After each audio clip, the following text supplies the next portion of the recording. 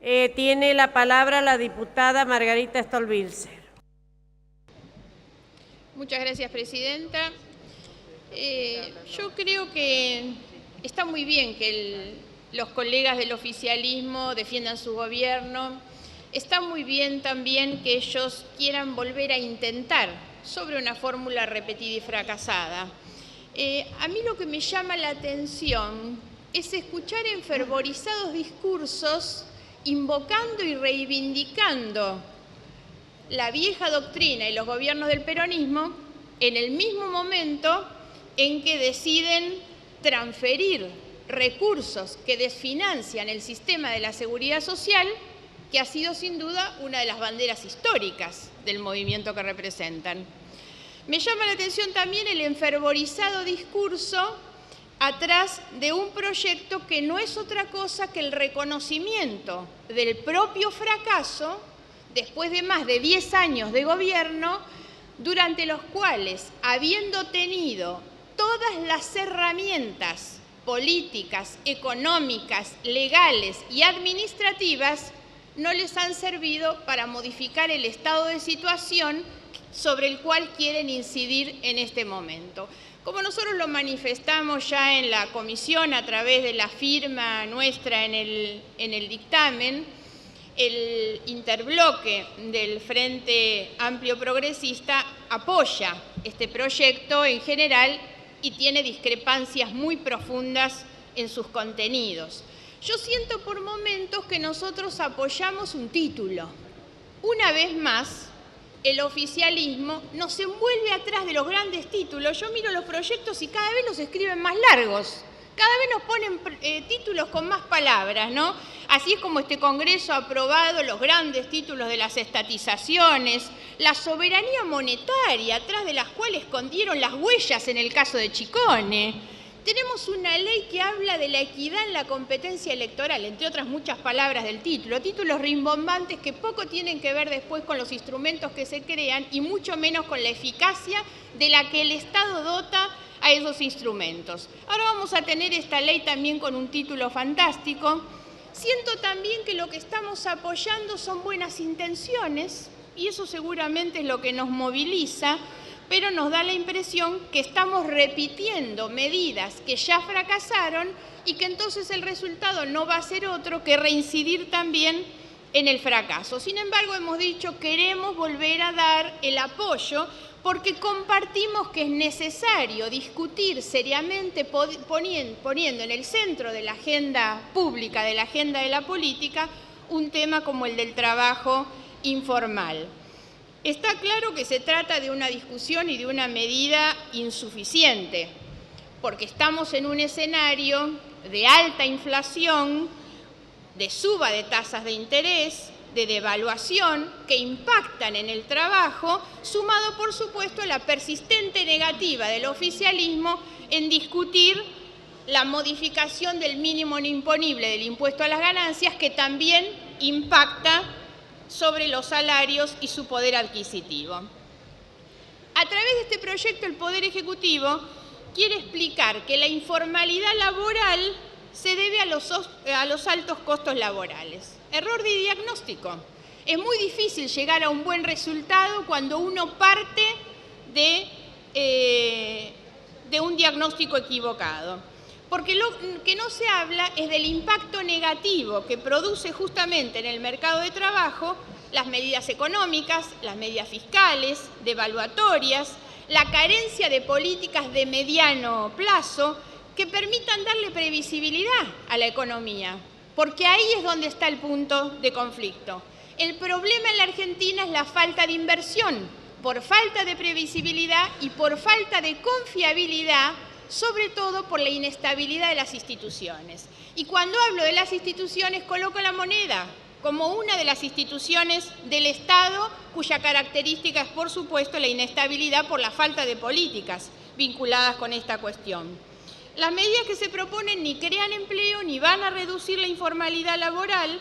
Ya tenemos otras leyes exactamente iguales que están en vigencia, que no dieron resultados por la inexistencia de las condiciones económicas o a veces por los errores que se cometen desde la propia política económica, sumado a la ausencia de un Estado que cumple eficazmente con su tarea de control y de fiscalización. La creación del empleo productivo y formal en el sector privado no depende de leyes laborales ni de la disminución, mucho menos de los aportes a la seguridad social. Depende de las condiciones macroeconómicas.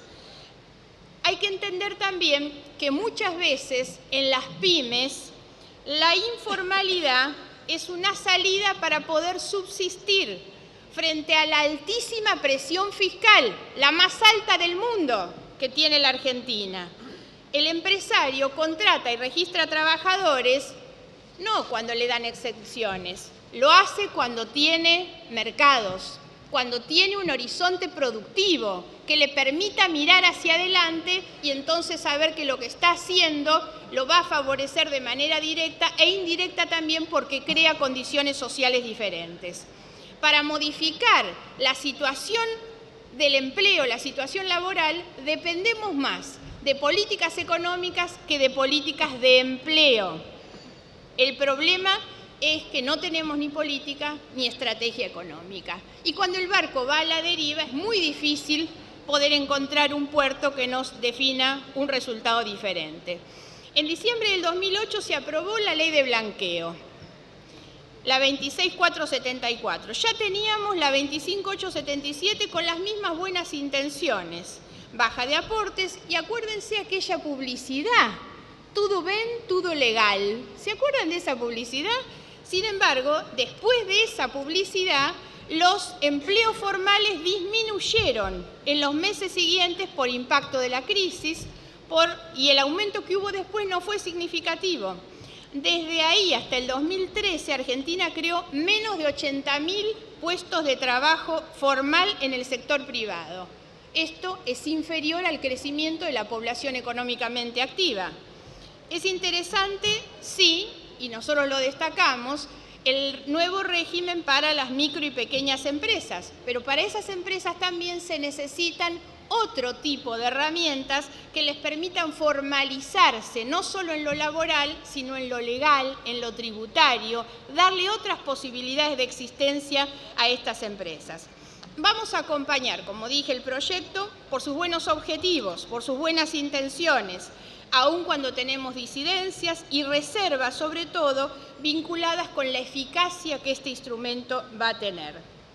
Cuando se debate la informalidad laboral, además, hay que entender que no estamos hablando de una actividad económica marginal en nuestro país, sino más bien de un tercio de la población económicamente activa que está inserta por afuera de los marcos legales de protección laboral.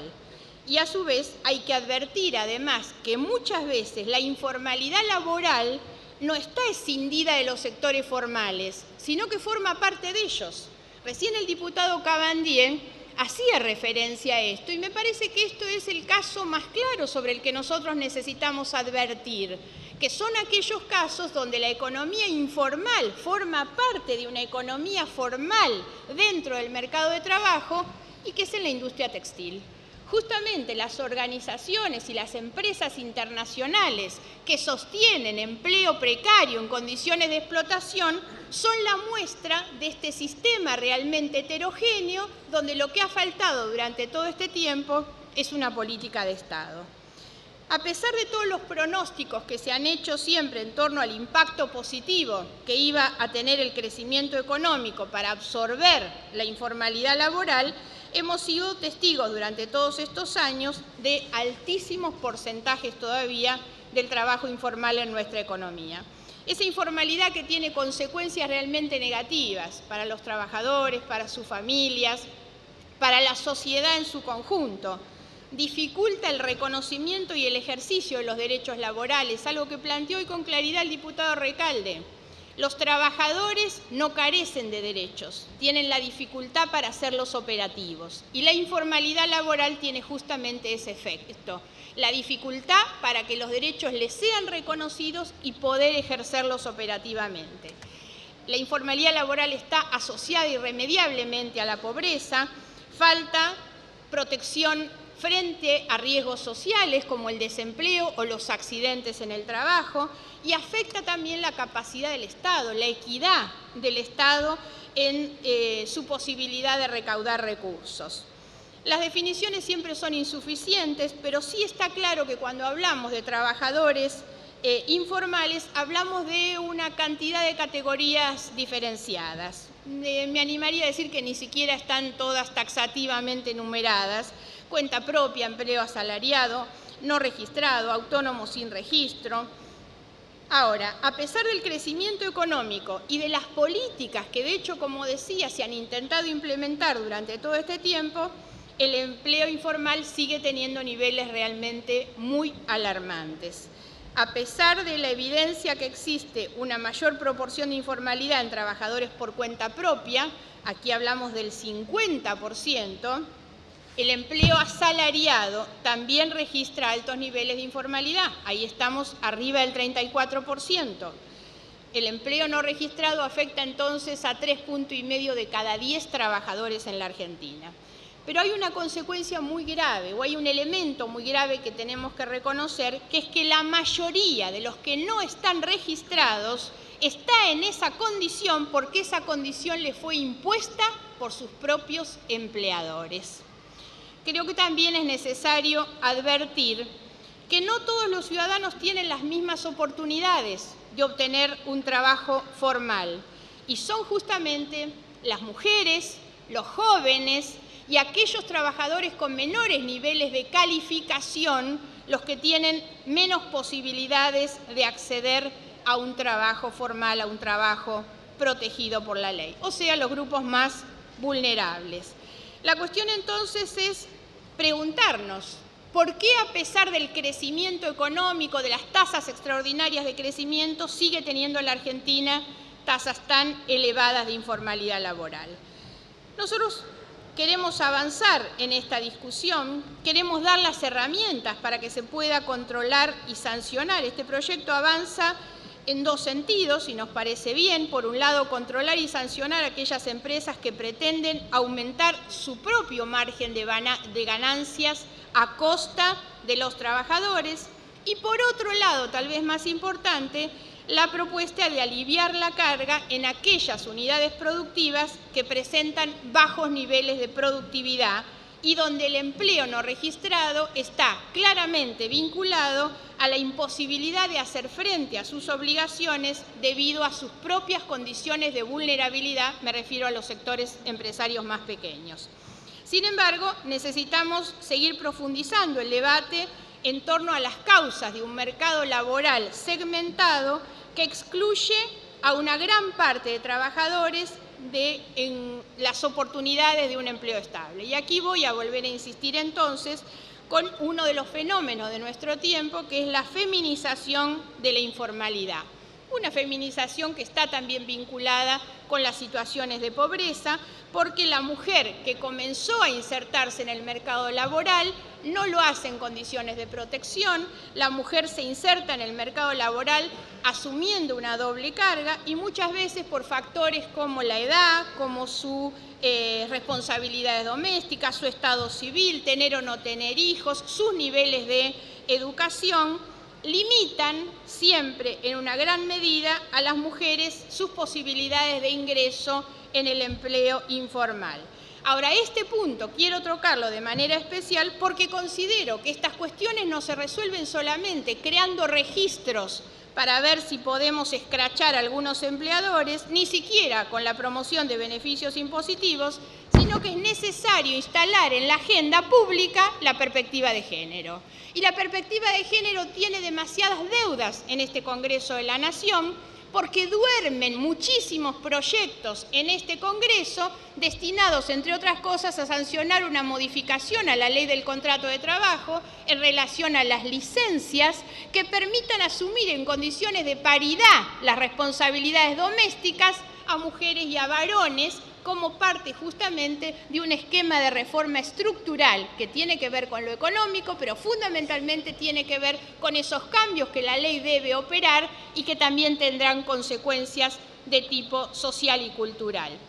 de la misma manera que una ley que establezca y garantice los lugares de cuidados infantiles y fundamentalmente, como dije, las responsabilidades domésticas compartidas.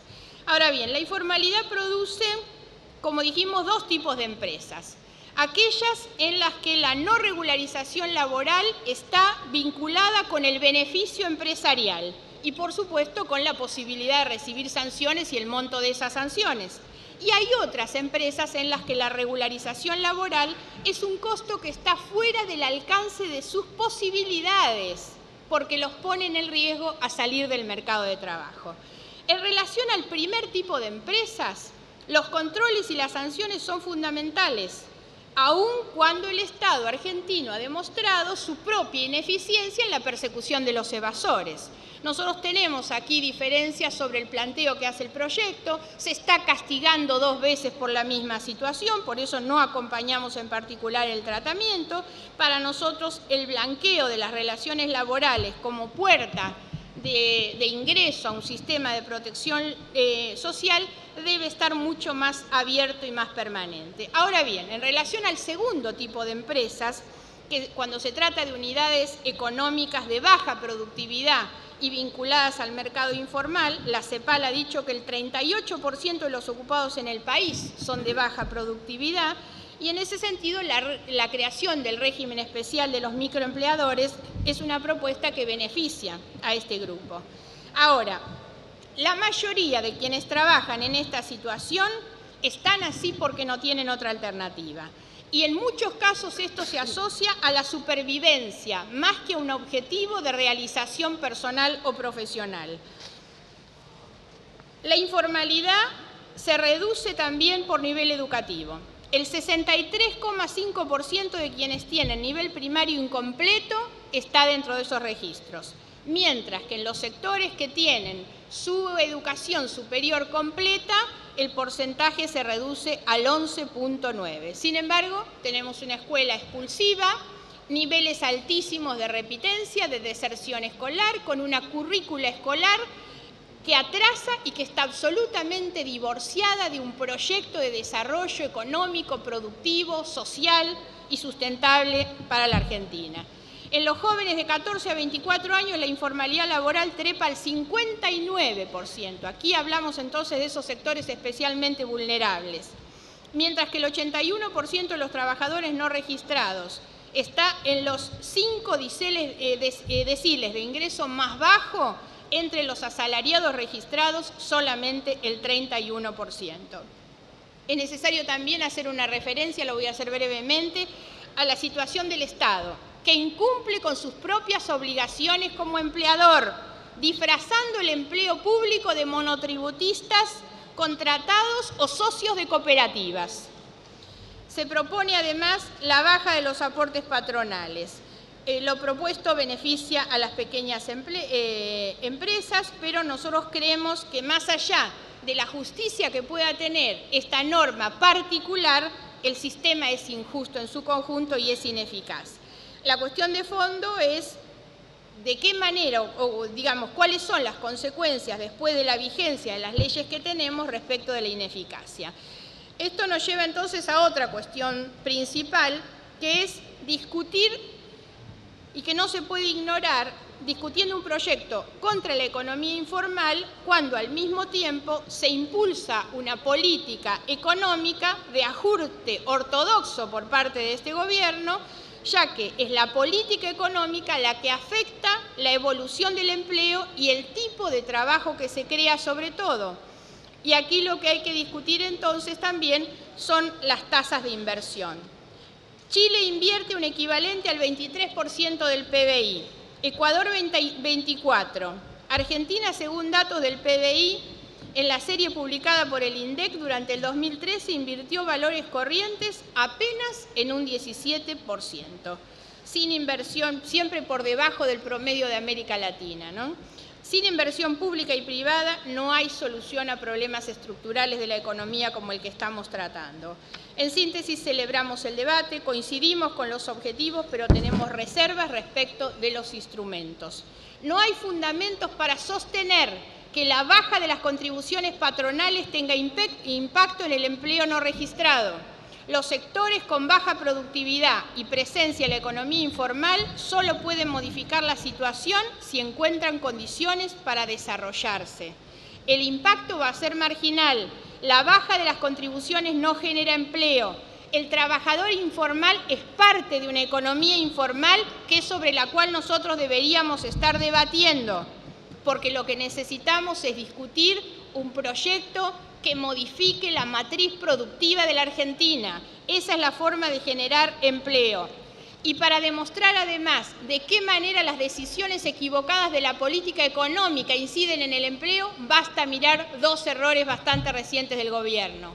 El aumento de los impuestos a los automotores que aprobó esta Cámara sobre el fin de año trajo como consecuencia directa e inmediata el aumento grosero de los precios, la caída de las ventas, las suspensiones y los despidos en la industria automotriz.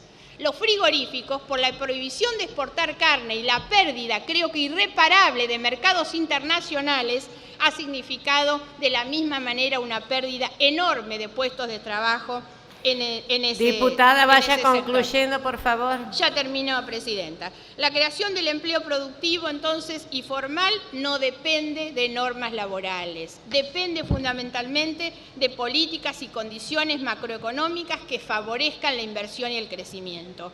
Estamos de acuerdo con los objetivos y las intenciones. No creemos, desde luego, en la herramienta. Creemos que lo principal diputada. a discutir, la clave de la Argentina, es el empleo, para atender los problemas presentes y abrir, desde luego, una luz sobre el futuro. Muchas Gracias, diputada.